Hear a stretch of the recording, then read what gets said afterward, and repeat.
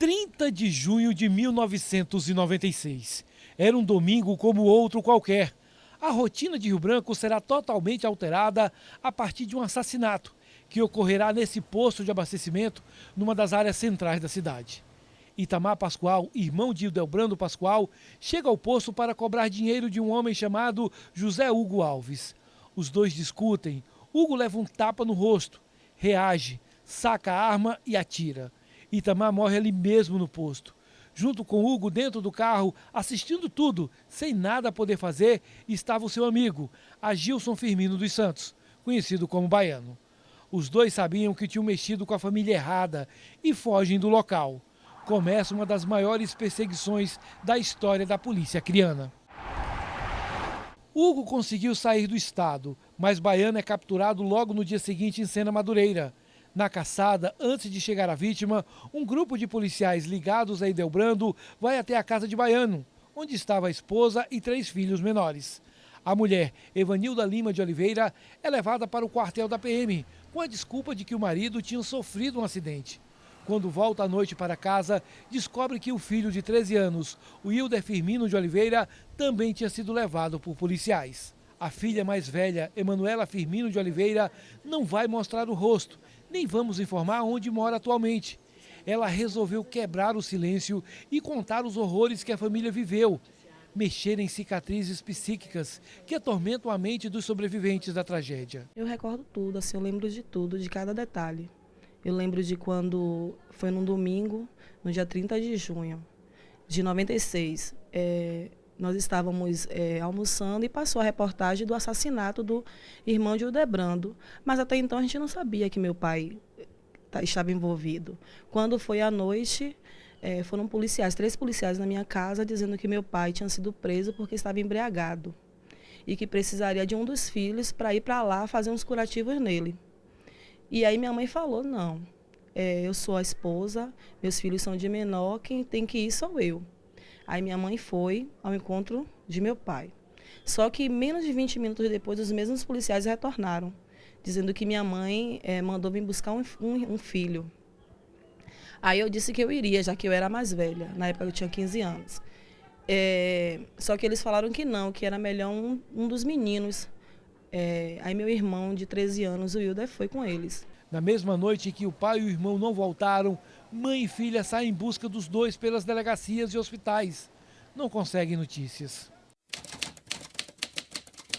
Na segunda-feira, dia 1º de julho, elas notam que estão sendo seguidas. Policiais chegam a abordá-las e ameaçá-las. Foi aí que descobriram que o filho e o pai estavam prestes a perder as vidas. Um deles parou a gente e perguntou à minha mãe, mostrou a foto de Hugo, e perguntou à minha mãe se minha mãe conhecia. Aí minha mãe falou que não, que conhecia, mas que não sabia onde ele estava. Aí um deles virou para minha mãe e falou, é melhor a senhora dizer onde ele está, porque aí a gente entrega seu filho. Só que minha mãe falou que não sabia do paradeiro nem de meu pai nem dele. Meu pai sumiu, meu pai desapareceu. Na época a gente não tinha telefone, não era como hoje que tem um celular. Então a gente ficou sem saber, a gente achava que meu pai tinha fugido. Só na terça-feira mesmo que foi encontrado o corpo dele. Mas até então a gente não sabia de nada. Nesse mesmo dia, Baiano é capturado, levado para um barracão na estação experimental, onde hoje é um estacionamento. Essa foto mostra como era o local.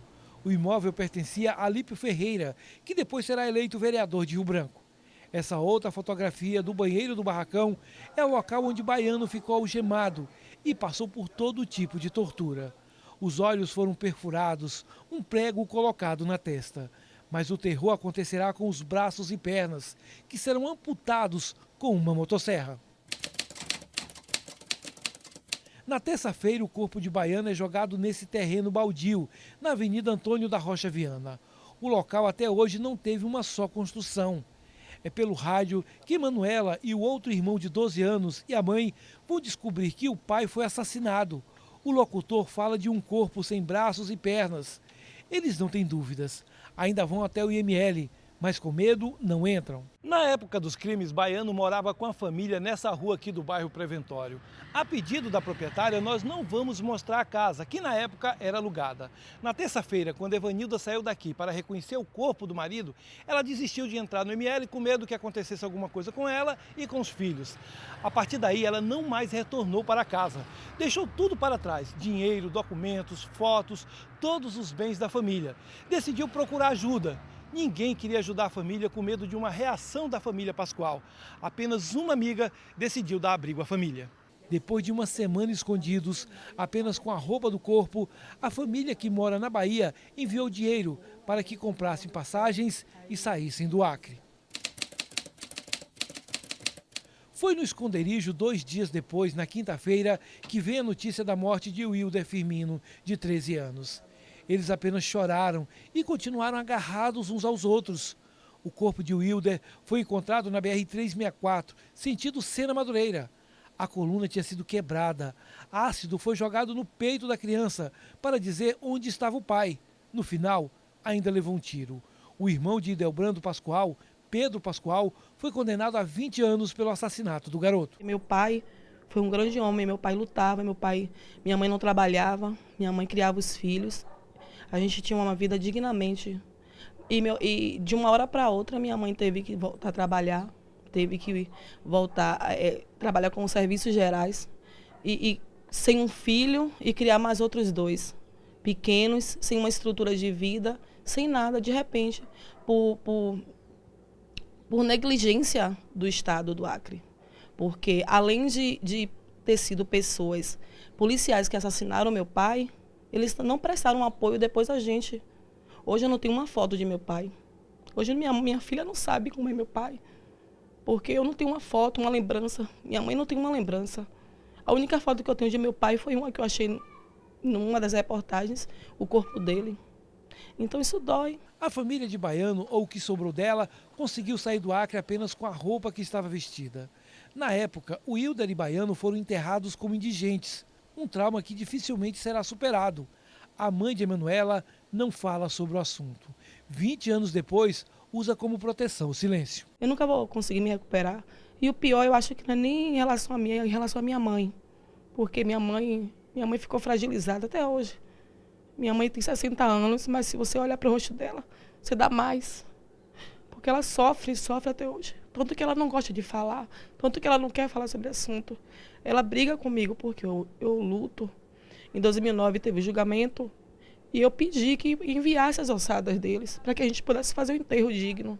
Aí de tanto eu brigar, lutar, eu consegui. E só de 96, só em 2009 que a gente conseguiu enterrar os 2. O caso Baiano só virá à tona em 1999 com a prisão de Idelbrando Pascoal. Em 1996, o ano do crime, a Polícia Civil sequer abriu um inquérito. Houve um pacto de silêncio entre as autoridades. Na verdade, toda a cidade sabia de quem era o corpo que foi jogado nesse terreno, por que tinha sido assassinado e quais os principais acusados. Um ano depois da morte, a Polícia Civil decidiu reabrir o inquérito. Enviou 2 agentes que fizeram uma investigação aqui nesse local. Conversaram com alguns vizinhos, como eles não tinham nenhuma informação, encerraram o caso. Em 2009, Idelbrando e mais 8 pessoas foram julgados pelo crime. Evanilda, Emanuela e o irmão Éder voltaram ao Acre depois de 13 anos. Eles contaram durante o depoimento o sofrimento que passaram e assistiram Idelbrando contar que não tinha matado o Baiano e que os braços e pernas foram cortados por um terçado, por Alípio Ferreira, que tinha falecido 7 anos antes do julgamento. Ele cortou os membros para retirar as algemas, disse Idelbrando, que depois foi condenado a 18 anos de cadeia. Uma pena injusta, diz Emanuela. Claro que não foi justo, mas no país que a gente vive, ainda conseguir ver alguém ser condenado, um político ser condenado, já é alguma coisa, né? Mas que não foi justa, não. E a condenação de meu irmão, ele foi condenado, o irmão dele foi condenado a 20 anos, uma criança de 13 anos, uma criança de 13 anos que teve ácido jogado no corpo. Então eu acho que foi menos justo ainda. O que mais revolta Emanuela é que, passados todos esses anos, nunca receberam uma ajuda. Quando soube do sumiço do irmão, ela e a mãe ainda procuraram a Secretaria de Segurança.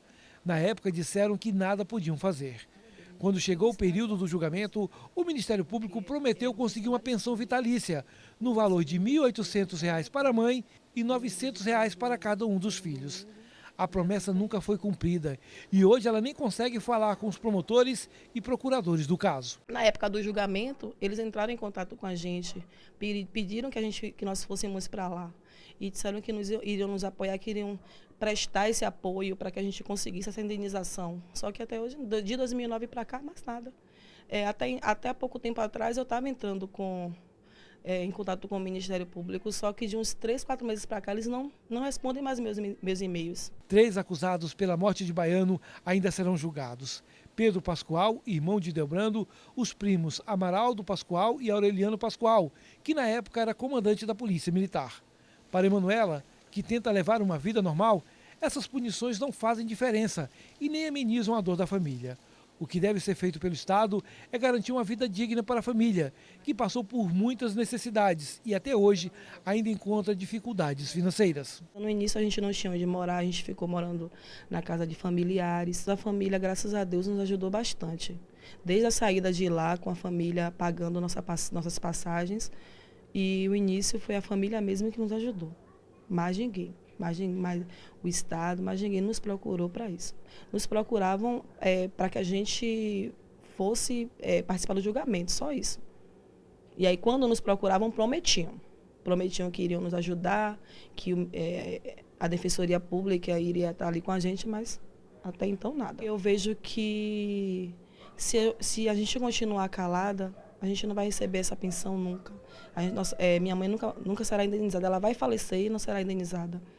E pelas promessas também que já fizeram a gente desde 2009, que eu estou lutando para que, no mínimo, o Estado, como foi falado em 2009 lá no julgamento, que o Estado do Acre estava virando a página negra.